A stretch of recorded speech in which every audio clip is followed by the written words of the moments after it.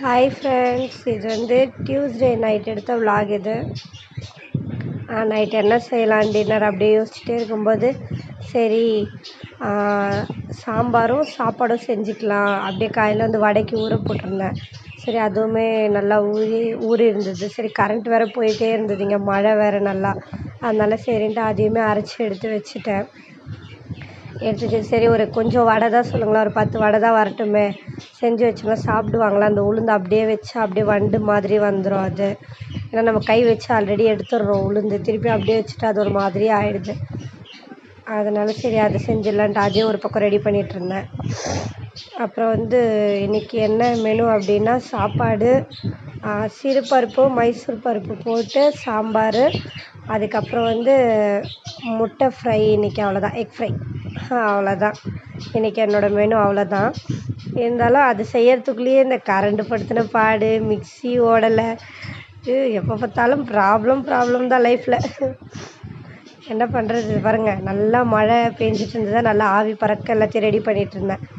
ஏன் அப்படின்னா எங்கள் ஹஸ்பண்டுக்கு சூடாக சாப்பிட்றது ரொம்ப பிடிக்கும். நம்மளால் அவங்க ஒர்க் போயிடுறாங்க, காலையிலே சரியாக சாப்பிட மாட்டாங்க, நைட்டு தான் சாப்பிட்றது. அதனால ஒழுங்காக செஞ்சு வைக்கணும்ல, அதனால தான் சரின்ட்டு செஞ்சுட்டு இருந்தேன். அது ஒரு சூடாக செஞ்சு கொடுத்தா பிடிக்கும்ட்டு சரி லேட்டாக செஞ்சுக்கலான்ட்டு ஒரு 7 மணி போல் தான் ஸ்டார்ட் பண்ண ஒர்க்கு. அந்த டைம்லேயே பார்த்திங்கன்னா அவ்வளோ மழை. அதுக்கப்புறம் சாம்பாரில் என்னென்ன போட்டு வேக வச்சுருந்தேன்னா, அதான் மைசூர் பருப்பு, சிறுபருப்பு, அதுக்கப்புறம் கொஞ்சம் மஞ்சத்தூள், அப்புறம் கொஞ்சம் சீரகம், அப்புறம் பூண்டு, அப்புறம் உப்பு, அப்புறம் தக்காளி, வெங்காயம், இது மட்டும் போட்டு நல்லா வேக வச்சு எடுத்துக்கிட்டேன் ஃப்ரெண்ட்ஸ். எடுத்துக்கிட்டு அதுக்கப்புறம் எண்ணெய் இந்த பாத்திரத்தில் கொஞ்சம் எண்ணெய், ஒரு 1.5 டீஸ்பூன் 2 டீஸ்பூன் எண்ணெய் விட்டுட்டு, அப்படியே கடுகு, சீரகம், காஞ்ச மிளகா, அப்புறம் வெங்காயம் எல்லாம் ஒரு பக்கம் போட்டு வதக்கிட்டே இருந்தது. அதுக்கப்புறம் சரி அது வதங்கிறதுக்குள்ளே நம்ம வடை கொஞ்சோண்டு ட்ரை பண்ணி பார்ப்போம். கொஞ்சமாக போட்டு பார்த்தா வடையுமே நல்லா இதுவாக இருந்தது. சரி அப்படியே வடையுமே செஞ்சிடலாம் அப்படின்ட்டு இன்றைக்கி என்ன தப்பு பண்ணிட்டேன் அப்படின்னா, மிக்ஸி தான் கொஞ்சம் இது ப்ராப்ளம் ஆகிடுச்சு. அது திடீர்னு நின்றுடுச்சு, என்னென்னே புரியல. அப்புறம் அது பட்டன் இருக்கும்ல கீழே, அதில் தான் ஸ்டார்ட் பண்ணி திருப்பியும் பண்ணேன். அதுக்கப்புறம் ஒர்க் ஆச்சு. கரண்ட் வேறு போய் வந்த பதட்டத்தில் கொஞ்சம் தண்ணி லைட்டாக எக்ஸ்ட்ரா வந்துருச்சு. சரியோ பயந்துட்டேன், போட்டதே 10 வடைக்கு மாவு, அதுலேயும் தண்ணி ஊற்றி வச்சிட்டேனேன்னு கொஞ்சம் பயமாயிடுச்சு. அப்புறம் சரின்ட்டு எல்லாத்தையும் நம்ம ஃபஸ்ட்டு ரெடி பண்ணிடுவோம். இந்த மாவை ஃபஸ்ட்டு ரெடி பண்ணால் தான் எனக்கு வடை வரும்ன்ட்டு, அதுக்கப்புறம் மாவில் கொஞ்சமாக அரிசி மாவு ஒரு 3 ஸ்பூன் கிட்ட சேர்த்தேன் ஃப்ரெண்ட்ஸ். ஒரு மெஷர்மெண்ட்டு ஸ்பூன்ஸ் வச்சுருக்கேன், நான் அதில் தான் சேர்ப்பேன். ஏன்னா இந்த யூடியூப் பார்த்து நானுமே சமைப்பேன். சிறிதளவுன்னு சொல்லுவாங்க, ஆனால் அது என்ன அளவுன்னு எனக்கே தெரியாது கடைசி வரையும். அதனால் என் காரத்துக்கு தகுந்த மாதிரி தான் நான் எல்லாமே போட்டுப்பேன். அதான் ரெசிபி சொல்லுவேன், உங்கள் காரத்துக்கு தகுந்த மாதிரி நீங்கள் போட்டுக்கோங்க, அவ்வளோதான். அதுக்கப்புறம் அதில் என்ன பண்ணேன், ரொம்ப தண்ணியாகிடுச்சு சொல்லிவிட்டு அப்படியே கொஞ்சம் அரிசி மாவு சேர்த்துட்டு, அதுக்கப்புறம் நம்ம என்ன சேர்ப்போம் வடைக்கு,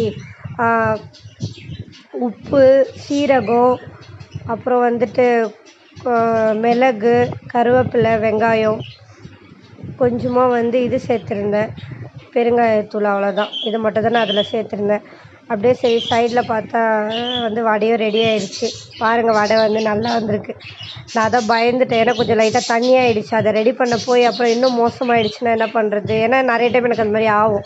வடை போட போய் போண்டா வந்த காலம்லாம் இருக்குது எனக்கு.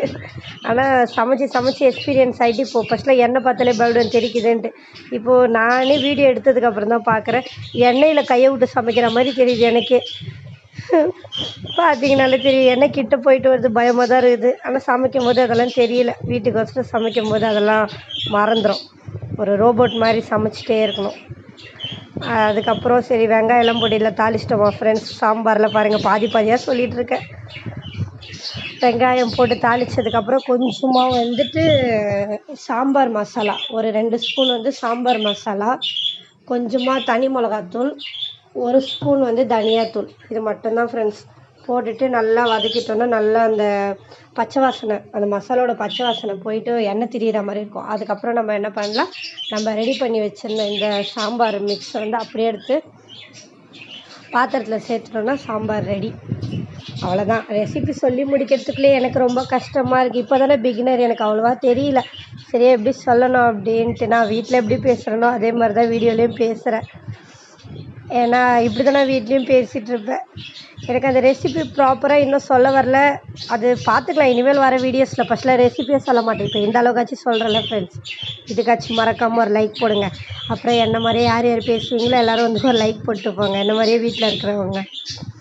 அப்புறம் நான் ஏன் கமெண்ட் பாக்ஸ் ஆஃப் பண்ணி வச்சுருக்கேன்னா யாரும் என்ன தப்பாக நினச்சிக்க வேண்டாம் ஃப்ரெண்ட்ஸ். ஏன்னா நல்லா வீடியோ போட்டாலுமே நானே நிறைய பேரை சப்ஸ்கிரைப் பண்ணி பார்த்துட்டு தான் இருக்கேன். அவங்க வீடியோஸ்லையுமே நான் அவங்கள பார்ப்பேன். பார்க்கும்போது அவங்க நல்லா போடுவாங்க. அவங்க எந்த ஒரு தப்பாக எதுவுமே போட்டிருக்க மாட்டாங்க, நல்லா தான் போட்டிருப்பாங்க. ஆனால் அவங்களுக்கு வந்து கமெண்ட்ஸ் பார்த்திங்கன்னா அந்த மாதிரி வரும். அவங்களுக்கு தப்பாக ஏதாச்சும் கமெண்ட்ஸ் வரும். இப்போ நான் இருக்கிற லைஃப்பில் வந்துட்டு நான் இதெல்லாம் பண்ணுறதே ஒரு பெரிய விஷயம். ஒரு யூடியூப் ஸ்டார்ட் பண்ணி ஏதோ ஒன்று பண்ணுறேன், அதுவே பெரிய விஷயம்.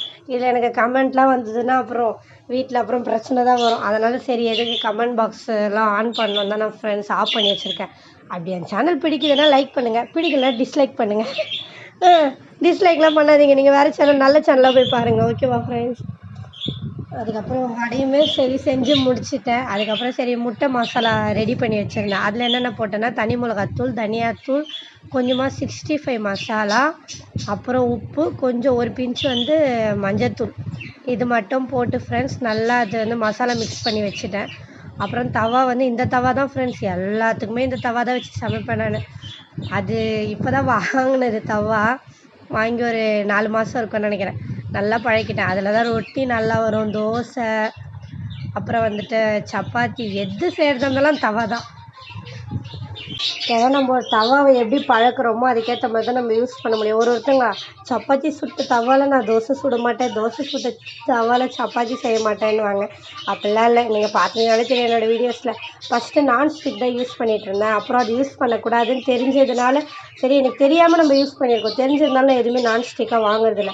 இப்போ நான் ஒரு வடை ரெடி பண்ணியிருப்பேன்ல, அந்த கடையுமே வந்து இண்டோலியம் தான். இப்போ நான் அதுவுமே இப்போ என்ன பண்ணேன், பழசு நான்ஸ்டிக்கெல்லாம் ஒரு தாத்தா வருவாங்க எங்கள் வீட்டாண்ட, அவங்கக்கிட்ட தான் கொடுத்துட்டு வேறு புது பாத்திரமாக எடுத்துக்கிட்டேன் நான்.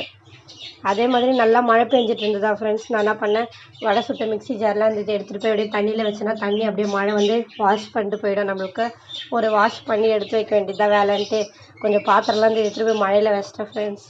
என்ன பண்ணுறது, சிங்க் இருந்தால் பரவாயில்ல, நம்ம சிங்கில் போட்டு எப்போ வேணால் கழுவிக்கலாம். நோ சிங்க், நோ வசதி வீட்டில். இன்னும் ரெடி பண்ணல, வீடு ஆஃப் தான் ரெடி பண்ணியிருக்கோம், பாதி தான் ரெடி பண்ணியிருக்கோம். வீடு இன்னும் ஸ்லாப்ஸ்லாம் இருக்காது, அதை நான் ஏற்கனவே சொல்லியிருப்பேன் என்னோடய வீட்டை. அதனால் வந்துட்டு நம்ம எப்படி இருக்கோ அதுக்கேற்ற மாதிரி நான் என்னோடய வீட்டை வந்து அரேஞ்ச் பண்ணிப்பேன். ஏன்னா இருக்கிறதே சின்ன வீடு, அதே உருப்படியாக வச்சுக்கலன்னா அப்புறம் இன்னும் பார்க்க நல்லாவே இருக்காது.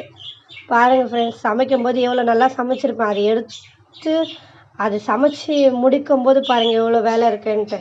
இல்லைன்னா ஈஸியாக சொல்லிவிடுவாங்க, என்ன சமைச்ச வெறும் சாப்பாடு சாம்பார் வடை தானே அப்படின்ட்டு. ஆனால் அது செஞ்சதுக்கப்புறம் அது உழைப்பு இருக்கே, அதெல்லாம் தொடச்சி வைக்கிறதுக்குள்ளேயே. இல்லை வேறு ஒரு முட்டை வேறு வெடிச்சிருச்சு வேறு இன்றைக்கின்னு பார்த்து. கரெக்டாக மூடி அவ்வளோ நேரம் வெடிக்கலை, அந்த மூடி இப்படி ஓப்பன் பண்ணி இப்படி பார்த்தா வெடிச்சிருச்சு. என்ன பண்ணுறது, கையில் வேறு லைட்டாக சூடாயிடுச்சு, ஹீட் பட்டு செவந்துருச்சு கை வேறு. இந்த மாதிரி வீட்டுக்கோசம் இவ்வளோ பொறுப்பாக சமைக்கிறோம், இருந்தாலும் என்ன சொல்கிறாங்க, இந்த 2 ஐட்டம் தானே சமைச்சா இதுக்கு இவ்வளோ பில்டப்பா அப்படின்வாங்க. கண்டிப்பாக இந்த வீடியோ பிடிச்சிருந்தா சப்ஸ்கிரைப் பண்ணுங்கள் ஃப்ரெண்ட்ஸ். கண்டிப்பாக மறக்காமல் ஒரு லைக் பண்ணுங்கள், ஷேர் பண்ணுங்கள் எல்லாருக்கும். நெக்ஸ்ட் வீடியோவில்